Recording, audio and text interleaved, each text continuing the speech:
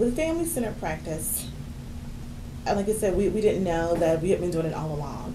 And once you put, I guess, a name to it, you're like, oh, we've been doing this.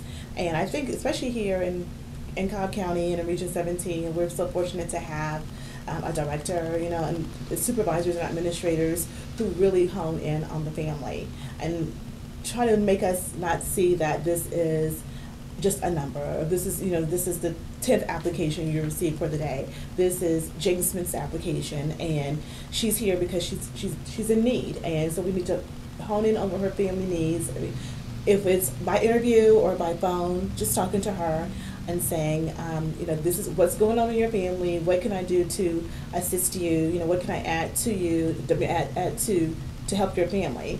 And so, as a supervisor, I find it very important to make sure that I keep my staff to consistently to acknowledge that this is a family, and to consistently to speak with that person and to be there and to be available, by returning phone calls, by if a person walks into the lobby. Sometimes we're not able to see them, but sometimes we are. You can say, let me just bring you back here for a minute to see what it is. What can I help you with? We can't do that with everyone just because of the volume, but every now and then you can get a person and say, okay, let me talk to you for just a minute. We actually had a case manager, and what she does pregnancy Medicaid for women.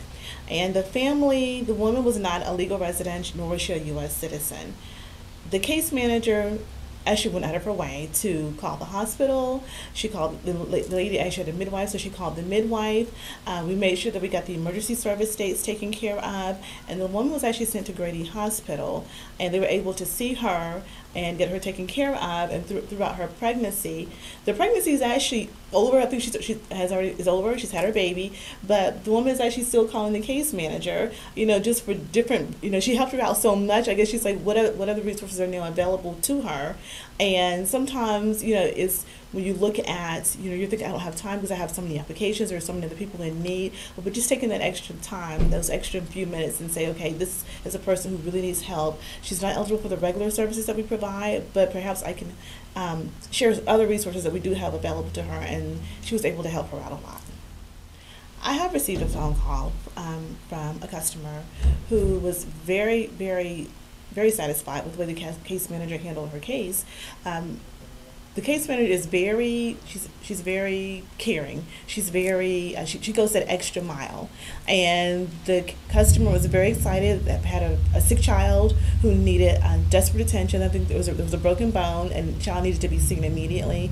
And the case manager pulled that application forward and handled it, and the child was able to go to the doctor the next day. So a prime example of family-centered practice would be the foster care roundtables that we have here in Cobb County.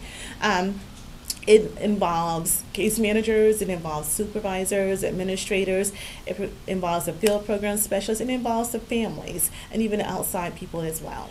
These are children that are in the process of being adopted, and so you're all sitting around, the family's also there, so you're all sitting around trying to find out all the resources for the child, as well as for that's been adopted, as well as the family that's doing the adopting. So a lot of times, the families, they've been so much more involved with the social services side of it, they may not know what OFI has to offer to that child.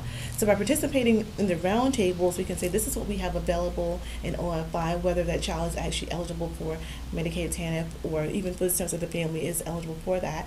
So that's a way of getting everybody together and seeing that family and coming up with resources from the OFI side. Also resources from the social services side, things they may not know about that we do know about. We have a resource list. We go through that and we can say this is what's out there in the community to help you and the child.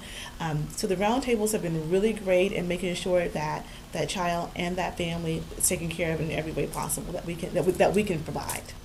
As a supervisor, I promote family-centered practice in a variety of ways.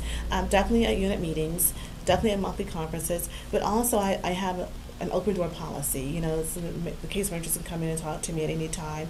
I have 4 case managers that are actually housed here in the office with me, so there have been times where I may have received a phone call from a customer with a concern. And at that point, I'll speak to the customer, and then I'll go back to the office where they are and say, hey, this is what just happened. This is how we can handle the situation to make sure this customer is taken care of. This is the part that I've done, but this is what I would like for you to do. And remember this in the future, because it's not just, like I said, an application. This is a family that's in need. So sometimes it's formal, like I said, in a unit meeting, but a lot of times it's informal. And I just walk back there and say, hey, let's remember this, and because we know this is a family that's in need. Some of the questions I would want my staff to ask is, tell me open-ended questions. Tell me a little bit what's going on in your household. What do you have already? What can we help you build upon that you may already have? I think you definitely want to look at the strengths of that family, as opposed to just assuming that they are completely destitute and there's nothing there. And we want to build on what that family already has, because so many times, like I said, we just assume there's nothing there. So you want to build on it and then say, okay, this is what I can assist you with, and then offer them a variety of resources that we have available here. I think is aware of the CFSR and how we are a preventive component of that. And we know that there's safety, we know there's well-being and permanency for the children. We contribute to the well-being of a child through our different eligibility programs. We know that if a child the medical needs are taken care of, if that child is fed, if there's income for that home, then we know that provides stability for that family. We also know that TANF is a great work program. It has been so effective in so many ways for so many people in helping to achieve self-sufficiency. And so we know that all these programs combined with OFI, with services, and achieving the safety and the well-being and permanency for these children is critical. It's critical for the families.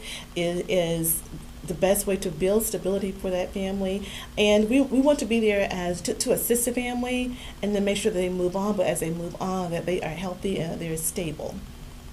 One thing I've learned in OFI, being with DFACS for so long, so I actually started with the RSM project and then coming over to DFACS, I've had so many supervisors, but what I've learned is no matter what their supervisory skills are or lack thereof, you can actually learn something from each and every one. You can glean something from each person, and I've actually been able to do that. And I think back along the way on each one that I've had, and I said, okay, I like that. I want to incorporate that into my skills. Or I was like, no, that one didn't work out so much, so I definitely don't want to do that because I saw that didn't work out at all. So I've been very, very fortunate to have so many along the way, and now I have one. Phyllis McCray is my supervisor now, and she has this skill that I just really, really would love to get. It's just, she's sitting and talking to people, and she puts people at ease and at comfort, and she's able to get so much information. And at that point, it's like, okay, this is where you are, and this is where you want to be, and this is how we can help you get there. And I love that so much.